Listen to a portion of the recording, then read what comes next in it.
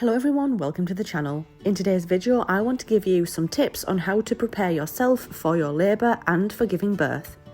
These are some things you can do whilst you're still pregnant and things that could possibly help you. If you have some of your own tips, then please make sure to comment down below and share them. Tip number 1, cook some hearty homemade meals in advance and freeze them until you're ready to eat them.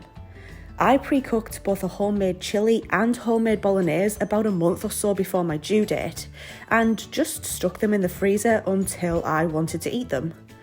My mum also pre-cooked homemade vegetable soup and homemade curry for us as well.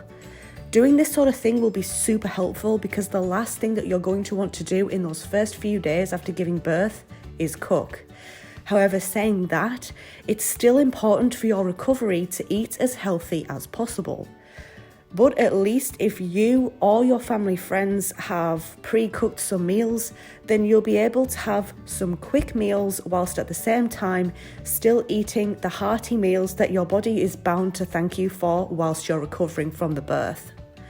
Also on the topic of food, it's perhaps a good idea to stock up whilst doing your food shop on all of what you'll need for at least the first week after having your baby.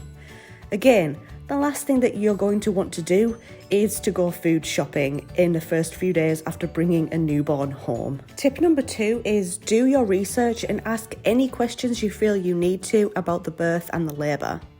Maybe do a birth plan, as that does encourage you to think about birth and labour, and even just think of some things that may not come into your head straight away to do with birth and labour.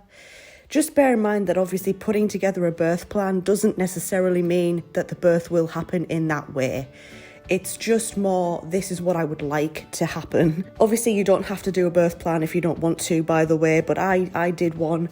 And yeah, it did not go to plan whatsoever, but it did definitely help me, and I would still recommend doing one, especially if you're on the more nervous side about the birth and the labour.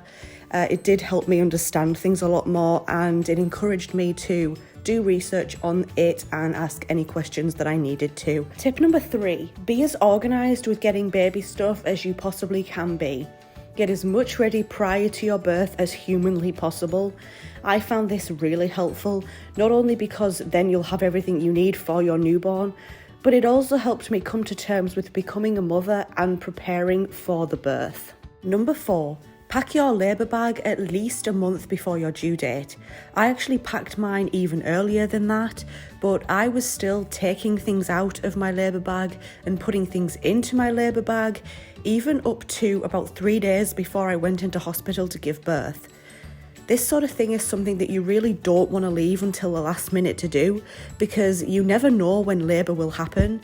Even if you do have something like a planned C-section booked, or you have a date set to be induced, you can still go into labour before those appointments happen, and you don't want to chance anything. The last thing that you'll need or want is to be caught out going to hospital with hardly anything packed.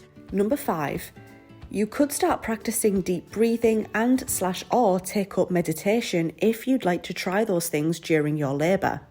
I've been meditating and using breathing techniques for years now, and it has helped me out a lot. It's also recommended during labour and your birth to help with pain and to help you keep focused. So, if you'd like to try to use those kinds of techniques, then starting to do it whilst you're still pregnant is a fabulous idea. This gives you time to get used to the techniques that you're trying to attempt, but it also gives you time to see if you think it'll help you or not.